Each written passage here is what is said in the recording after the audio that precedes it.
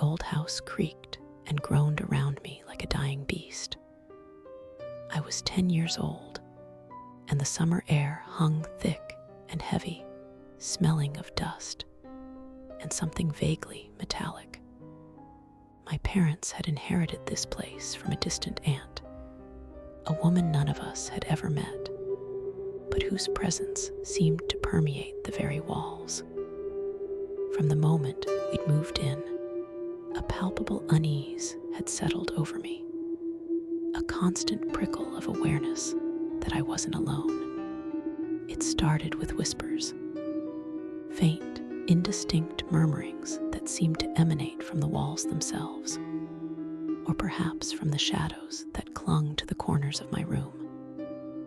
I'd try to pinpoint the source, straining my ears, but they'd always fade away, leaving me with a pounding heart and a gnawing sense of dread.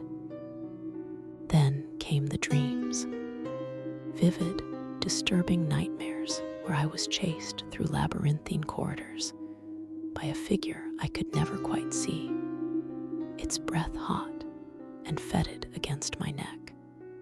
I'd wake up screaming, my sheets tangled, my small body slick with sweat. My parents, bless their hearts, tried to dismiss it as an overactive imagination. "It's just an old house, darling," my mother would say, her voice a little too bright, her eyes darting nervously towards the darkened hallway.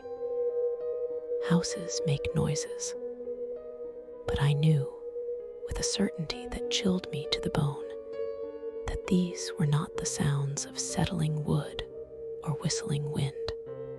One sweltering afternoon, I was sitting in the living room, attempting to lose myself in a book, when a peculiar chill swept through the air.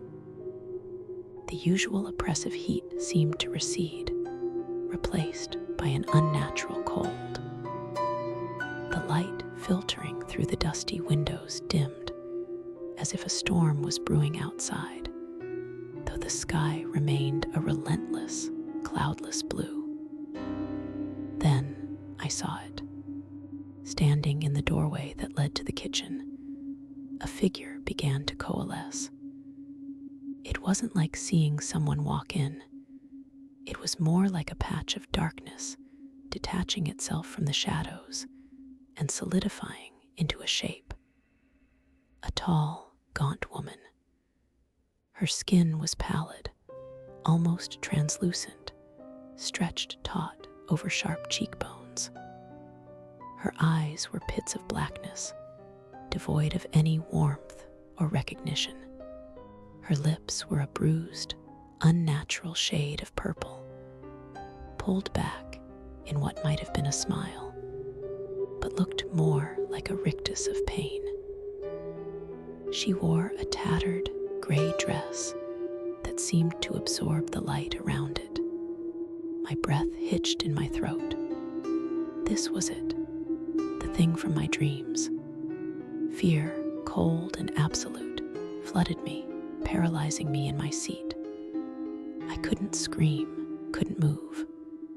I could only stare, my eyes wide with terror, as she slowly, deliberately began to walk towards me. Her footsteps made no sound on the worn wooden floor. She moved with an unsettling grace, her long, skeletal fingers twitching at her sides. As she drew closer, I noticed something else. A faint, almost imperceptible shimmer around her, like heat haze, but emanating cold. And with it, a faint, sickly sweet odor like decaying flowers. She stopped just a few feet from me, her vacant gaze fixed on my face. And then she raised a hand, her long, claw-like fingers extending towards me. I squeezed my eyes shut, bracing for some horrific touch, some agonizing consequence. When I opened my eyes again, she was gone. The oppressive cold receded, the light returned to normal, and the suffocating silence of her presence was replaced by the familiar creaks and groans of the old house. But the terror remained, etched into my memory, a chilling testament to the darkness that lurked within those walls. I knew with absolute certainty that I had seen something not meant for the living, something that had found me, and for a brief, horrifying moment had shown itself. And I knew, with a dread that settled deep in my gut, that it would be back. Hello, terrified viewers. This is Acula from the Acula Files, and you've just had a glimpse into the shadows that haunt us. Did that specter feel real? Did her chilling touch linger? Don't dismiss the whispers you hear in your own homes. Don't ignore the cold spots or the shifting shadows, because what if it's not just your imagination? What if something is reaching out, seeking you? If you felt that fear, if you saw her in your mind's eye, you need to subscribe now, because the next time she appears, she might not disappear.